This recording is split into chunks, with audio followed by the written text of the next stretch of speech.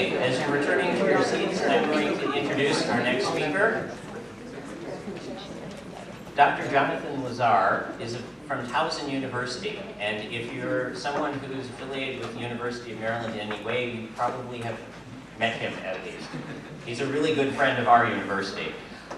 He's a professor of computer and information science, the director of their undergraduate program in information systems, director of their Universal Usability Laboratory, the author of 130 some odd articles and conference papers and book chapters and 3 books? 6 books. Yeah, okay, that's where I was going, but okay, 6 total, 3 written, 3 edited. And so he's going to be talking today about the idea of what universities and libraries can do in partnership for promoting diversity, and particularly related to his area of specialization, which is looking at how disability and technology interact, and how policy and design can improve those interactions. So, thank you very much.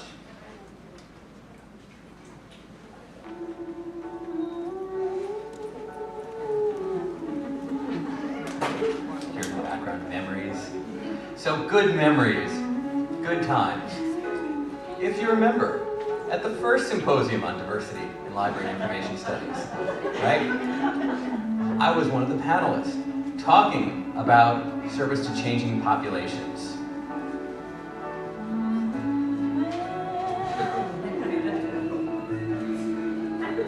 So when we last hung out together, I was talking about something that I'm going to expand upon today. Nice, isn't it? After that break, you just hear the music. It's really nice.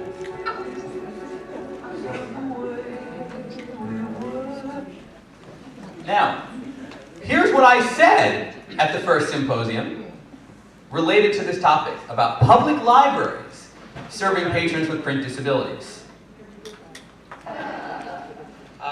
One of the key changes, though, is that it used to just be LBPH that would help patrons with disabilities in the local library and say, oh, go to that library. But guess what?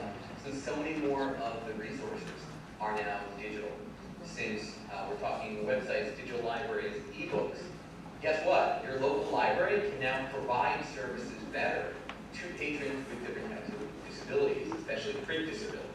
So really, it's a situation very similar to what's going on in university campus. Now, what I was just saying there, the good memories, right? What I was just saying is that it used to be that only LBPH, the Library for the Blind and Physically Handicapped, could help patrons with disabilities, and the local public library would say, just go to LBPH. But guess what? Since so many of the resources are now digital, right? Public libraries can actually serve people with print disabilities. And you say, sounds great. I like this idea. Okay, how do we do that? And so that's what I'm investigating in my class this semester in partnership with Baltimore County Public Library. How can a public library better serve patrons with print disabilities? So the class is Universal Usability Interface Design for Blind Users, right? It's all undergraduates, so no graduate students in the class, all undergraduates, all either in information systems or information technology major. And the class actually starts, the first few weeks of the class are all field trips, right? One of the things I say is there's so many great resources. You know, I want to get out of my university. There's so many great resources in the Baltimore, Washington area, right? Rather than me giving a lecture trying to describe some of these technologies for people who are blind, I have my students go on field trips. And so these field trips, we start with Blind Industries and Services of Maryland. So if you're familiar with BISM, right? They do blindness adjustment training. If you're losing your vision, or if you've already lost your vision but you haven't received proper training, you go there to learn Braille skills, right? And using a cane and technology and cooking and using power tools and all without any vision. So it's a fantastic place to learn about really the capabilities of blind people. Then we go to the Maryland Library for the Blind and Physically Handicapped. I saw Marlene somewhere in the audience. So, in the back now, yay, LBPH. So my students go there and they learn all about the services provided by LBPH. Students go to the National Federation of Blind International Braille and Technology Center, where they have a room filled with one of every technology in the world for blind people. Now, just by show of hands, how many people knew that in Baltimore, there's a big room, even a little bit bigger than this room, where there's one of every technology in the world for blind people? How many people knew that? Ooh, I only saw about 10, 12 people. The rest of you should go visit. It's really awesome. Call Ann Taylor. She's the director of the center. You know, not the Ann Taylor who runs the store. You know what I mean? Not the women's clothing Ann Taylor, the other Ann Taylor, the more important one. And then students finish up with a trip to the Maryland Technology Assistance Program. And that's part of the Maryland Department of Disabilities. And they loan out technology for people with disabilities. It's not only blind for people who are blind, it's also for people with motor impairments, people with cognitive impairments, people who are deaf or hard of hearing. So the students start with all these field trips that I could never replicate in a classroom setting because, you know, I don't have a budget of like $5 million to go out and buy one of everything. So the students start out with these field trips. Now, I started talking with Jim Fish and some of the librarians at Baltimore County Public Library about, okay, what can we do? I've got this class, I've got these eager students. They're going to have all these really interesting, experiences. What can we do to help Baltimore County Public Library? What can we do? And Jim Fish was talking about this, and he said, what about people with print disabilities? You know, I remember you were talking about that in a previous talk. Now, and of course, as he started saying that, in my mind, I'm hearing Barbra Streisand singing Memories, right? The good memories, right? And he said, you know what, maybe that's something that your students could work with us on. We really haven't done much to serve people with print disabilities, and maybe that's something we can do. So Jim Fish and Jim DeArmey and a few others came out to speak with the students in my class, and they started out by saying, you need to understand Baltimore County. And right up here I have a map of Baltimore County. What you need to understand is we are a weirdly shaped county, right? Basically, it's a who said horseshoe? You've heard Jim Fish's spiel about the horseshoe. Basically, all the big population in Baltimore County is in the shape of a horseshoe. It's all around Baltimore City. So you can't really just have one central library like you do in some other counties. So he said, you know, at no point do we think that we're going to replicate LBPH, but we'd love to serve patrons with print disabilities better. Hear what you're talking about, right? You know, with technology, maybe we can serve them at least a little bit. What could we do? So he and his staff came up with a list of 5 things that our students could investigate. So 5 different things. And he said, you know, maybe your students could go investigate these 5 things and come back with ideas, come back with suggestions, let us know what we're doing. So they came up with 5, and I said, perfect, that's like 5 project groups. We could do this in the class. Awesome. Right, so the 5 groups are to examine Baltimore County Public Libraries, their website accessibility, staff awareness, the physical environment of libraries, library offerings like databases and materials, and marketing materials. And when Jim and his staff came to my class, they were very clear about one thing. They said, we need to be realistic. We don't want students suggesting to us, okay, well, you should spend $1 million to buy all the following things. And, you know, yeah, your buildings aren't that good. You should build 10 new buildings. He said, that's really not going to be any useful feedback to us, right? He said, so when students, as you're thinking about, right, what you're going to suggest to us, here's what you need to do. Phrase your suggestions at one of 4 levels. The first level is the, if we spend no money, we should, right? He said, which is obviously one of the more realistic levels, right? If we spend $1,000 per branch, we should. If we spend $5,000 per branch, we should. And my personal favorite, his wording, if a shower of cash falls from the sky and we have unlimited funds, we should do what? And he was very clear about that with the students. Again, think about the fact that we have limited funding. And so consider that when making your suggestions. So what are the students doing now? Right? How are they attacking this? Now it's ongoing right now. And the project is ongoing. For the first group, website accessibility and maintenance, students are checking out Baltimore County Public Library website, right, and checking for accessibility, right? So they're using actually all 3 methods that we suggest. One of the things I did is I made sure this group of students were all students who previously had taken human-computer interaction with me, and that means that they already know how to do a usability test and an accessibility inspection. You can't graduate, you can't pass that class unless you can do those 2 things. Those are 2 key skills you walk out the door with. So the students are using 3 different methods. They're doing usability testing involving blind users. They're doing expert inspections. And they're also using automated software tools. All 3 evaluation approaches that we use to determine how accessible or how not accessible is Baltimore County Public Library website. Now, Group 2, they're actually determining what training librarians in the county have received, right? What do librarians already know? And then they're going to put together materials. And they were originally talking about a pamphlet, maybe doing a training session, and I said, you know what, do a video. I think we should do a video. Some of the students have already been kind of going out to libraries and just, looking at each branch.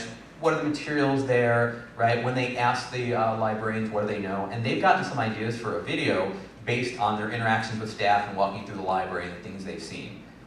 One of the great things about having students do real-world projects like this is they get to actually experience it, not hear me talking about it, which, after a certain amount of time, you don't want to hear your professor talk anymore, but you have real experience. They've seen, put it this way, they have a little bit more empathy right now for librarians at public libraries and the challenges that they face.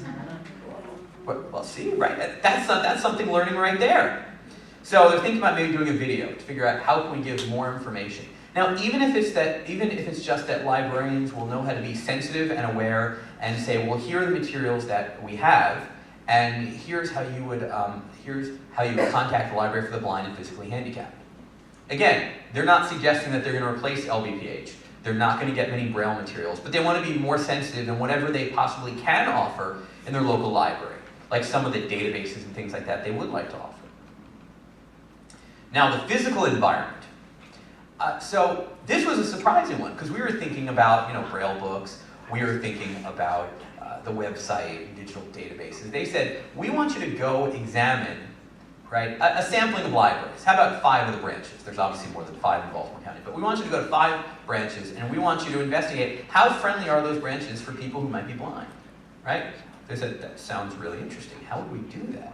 So we called up, since we already had been to BISM, to Blind Industries and Services in Maryland, we called up their orientation and mobility staff and said, how would we investigate? What do you suggest we do? Right? And their suggestions were to focus on 3 things. Braille signage, making sure there's sufficient color contrast in steps for people who are low vision, and making sure there are handrails, because he said a lot of blind people are going to be using the handrails, right, as a guide to feel where the steps are. So the students have started going out to different branches and examining the physical environment accessibility. Group 4 is actually looking at library offerings. So they started with looking at accessibility of online databases. Not the website, but all those databases that you contract, right? The digital libraries, things like that. Next, they're actually going and trying to get copies of recent BCPL procurements and determine if the appropriate procurement language related to IT accessibility was in there, right? I think that's a fun one personally. Now, how many people know what a VPAT is? By show of hands, who knows what a VPAT is? Ooh, this is fewer than people who know, only about 3 or 4. And I got one person who's kind of going his hands sort of wishy-washy. Yeah. So a VPAT is a voluntary product accessibility template. And it basically has information about a product's accessibility features and compliance with, or lack of compliance with, Section 508, right? Not that every single VPAT is being honest. Sometimes the VPATs are also a little bit kind of like this. You're like, I don't think that line is actually true. Anyway, but the students are going to check some of the products, some of the databases that have recently been procured by BCPL to see if they have VPATs. Now, how many people have heard about the new partnership between Microsoft and GW Micro for Window Eyes? By show of hands, how many people have heard about that? Okay, again, only 3 or 4. The new partnership is that if you have a full license of Office, Microsoft Office 2010 or later. How many people are using Office 2010 or later? Okay, so that's a lot of people. How many people are still using Windows XP and really don't want to upgrade even though they gave up servicing it this week? How many people are, thank you, Doug, we have one person who's still using Windows XP. Now, there's a new partnership. 95. You're using Windows 95, Doug. Wow. Wow. I feel sorry for the IT staff that has to service you. Now, if you haven't heard, if you have a licensed version of Office 2010 or later, you can now download a free version of Window Eyes. Not a demo version like JAWS, where you could just download a 40-minute demo version of the JAWS screen reader, right? But Window Eyes, which is fully fledged screen reader, you can download a full version for free. And so, for instance, I know at the University of Maryland here, they're looking at putting Window Eyes across the entire campus, right?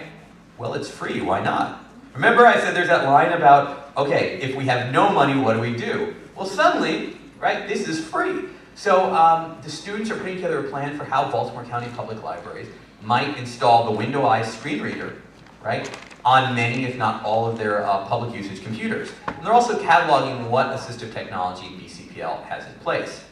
And then there's group number 5, right? They're evaluating the marketing materials and saying, you know, if you look on the BCPL website, there's about 1 line about people with print disabilities, right? If you go through pamphlets that they have at the libraries, there are no pamphlets about serving those with vision loss, right? There are no pamphlets even about going to LBPH, which you think would be a natural pamphlet, right? So have materials about LBPH, maybe have something in Braille. And so the students are going out to libraries, evaluating this, checking the marketing materials.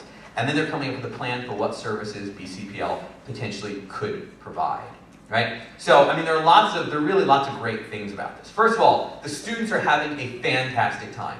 They're going out to local libraries. They're learning all about people with print disabilities and the services that a public library potentially could offer, right? We're not saying every public library will do this, but now that so many of the materials are coming in digital format, and public libraries are spending millions of dollars, why not use that budget as a power lever, right, to ensure that these vendors are selling you accessible materials, and if they say it's not accessible, say, well, then we're not buying it, right? That's the approach that was used in California with the California State University system and their Accessible Technology Initiative, right? So, a great experience for students. We're going to give a full report to Baltimore County Public Library on all 5 areas. The students are working on it now. They're going to do practice presentations on May 8th, and on May 20th, they'll be giving a full presentation to Jim Fish and other directors and other staff and librarians at Baltimore County Public Libraries. So this is what my students are doing. Again, the students are doing something useful for society. They're learning to apply their skills. They're interacting with people who are blind. They're going out to all these sites in the Baltimore, Washington area, right? And this is what we do, and this is the approach I take with my classes. And so the students are going to leave with great experience. They will have done something useful for society. And my idea then, since, you know, I briefly mentioned this in one sentence at the first symposium on diversity in library and education, right? I'm telling you what we're doing during the second one. So my suggestion then is during the third one, I'll be able to give you the results. Right? So good memories. I look forward to making more memories together with all of you in the future. Thank you very much.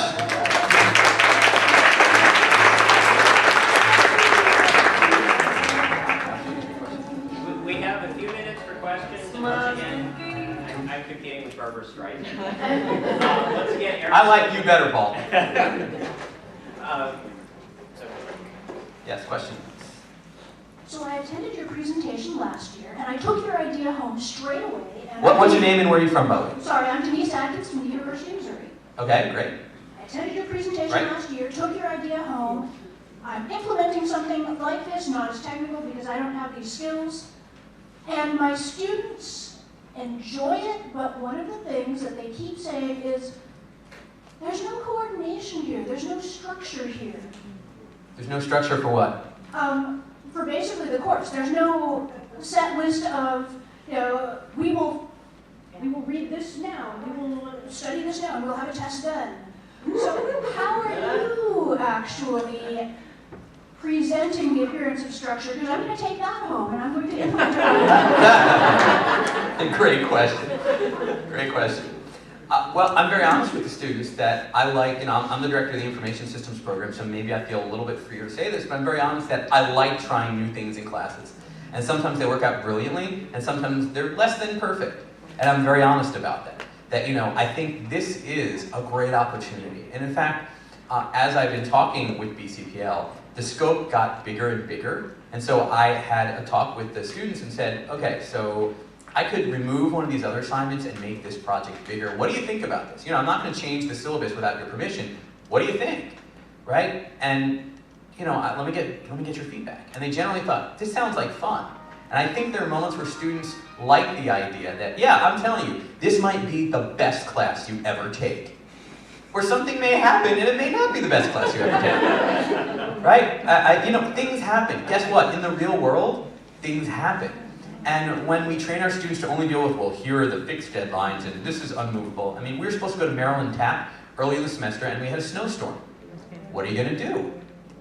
You know, one technique I'll tell you I do use for this class is I set up, basically I get an off-grade class time because one of the things I have to do to get the students there, that basically if I'm going to require the field trips and take attendance, right? The class time, start to finish, the students have to be able to leave campus, take the tour, and get back, all within that class time. So I get what's known as an off-grid time, and I get a Thursday 2 to 4:40. So all of these places, the students can leave campus at 2, the tour starts at 2:45, they leave by about 4, right? And then the students are back by 4:40. And so that's why we can't really come any place down to DC, because the students would never make it back in time. But you have to be very clear about that. You're not going to miss any classes, you're not going to be late for anything. But I think the key for me is I'm very honest with them. That sometimes, when you try new things, sometimes, I did a previous human-computer interaction class where I did projects with them documenting discrimination against people with disabilities, and that class and their work was cited by NPR, right? It was cited in a federal regulation, right? Now that's cool, right? But there are other semesters where the projects don't go that well. And what you have to make sure is that there's a learning objective. And you tell the students that, look, even if the project doesn't work out well, we're still going to meet our learning objective. And so that's what I often do. I say, here's a learning objective. Notice I mentioned earlier that when you leave a human-computer interaction class, and this is not the HCI class, you leave with 2 skills, regardless of whether the projects work out well or not. You leave knowing how to do a usability test and knowing how to do an accessibility inspection. Those are the 2 skills you walk out the door with. So I would just be honest with them and tell them it may be the most awesome class ever, and it may not be. And all I'm trying to do is something different and exciting and maximize your education, and I think they respond to that. Yep. Other questions? I had a question up here.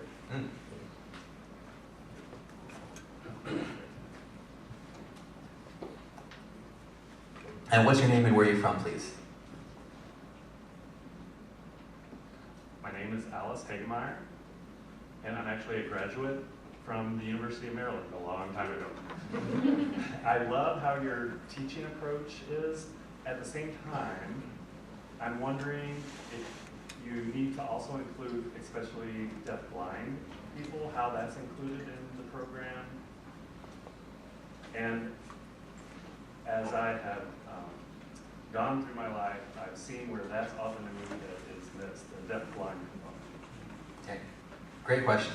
Well, first of all, the class itself is actually just about computer design for blind people, and we do mention deafblind, right? But we don't focus on it. We focus primarily on people who either have low vision or no vision.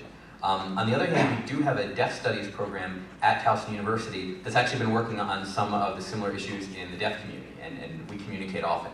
So I do actually tell students about technology. In fact, you'll notice that the videos from the last symposium are captioned, and I always make that point of talking to students about how important captioning is. At the beginning when we spoke with BCPL, we actually asked them and they said, well, we want to start with print disabilities. We want to start with low vision and blind, and we'll move on from there. But that's something that we think that we could start with. So this is not an end point saying we're finished, we're done. This is really a starting point, and I think that's a really great point that you have.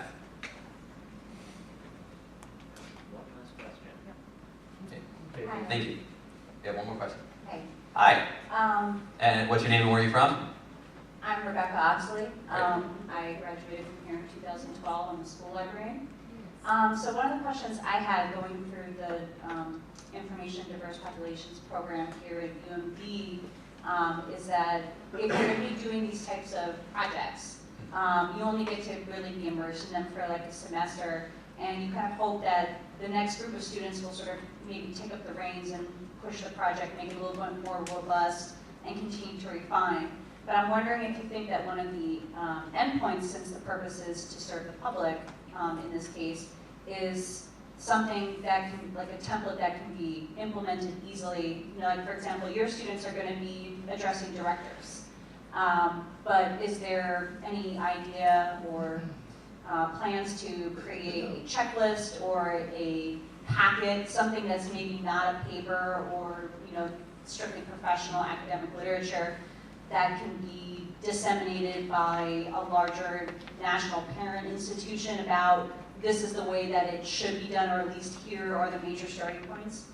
Right, great question, and we're actually going to be developing materials for the public librarians. I don't know yet that at this point we're ready to say this is a national model, but I think, this is a starting point. And we'll see once things get implemented by BCPL how things go, and then hopefully the next class we could build upon that and do some other things. So I'm not at the point that I want to say like this is the best practice that I want to disseminate nationally. The semester hasn't ended yet. So, I hope it goes well. Well, okay, but you're walking on a tightrope with these things, right? I hope it goes well. So far, the students have loved it. But we are thinking not only about the directors, but also about the librarians at the library. And again, we're talking about maybe doing a short video, we're talking about doing some pamphlets, we're talking about doing training. And so we are looking at figuring out how can we get this sort of throughout BCPL? How can we make this a standard at BCPL? And maybe from there we can move on to others within the state of Maryland and then nationally, and who knows, then the world. The idea though, we're really trying to make sure that the students get a good experience, and they are, and then we're trying to see how can this impact just Baltimore County. So I think sometimes these projects, actually when you go in the other direction and say, we're gonna make this one thing that's gonna change the world, we're trying to be realistic about what we can accomplish in one semester. But I'm very excited because this class typically is only offered once every other year because the enrollments have only justified once every other year. In the past, we've gotten like 8, 9 students. This semester, we have 24 students. And so I'm really excited. I'm thinking maybe that means we can start offering it once a year. I hope. We'll see what we can do about that. So that's kind of our plan for the future on this. But I definitely do hope to continue working with BCPL and any other local libraries that are interested, certainly. So.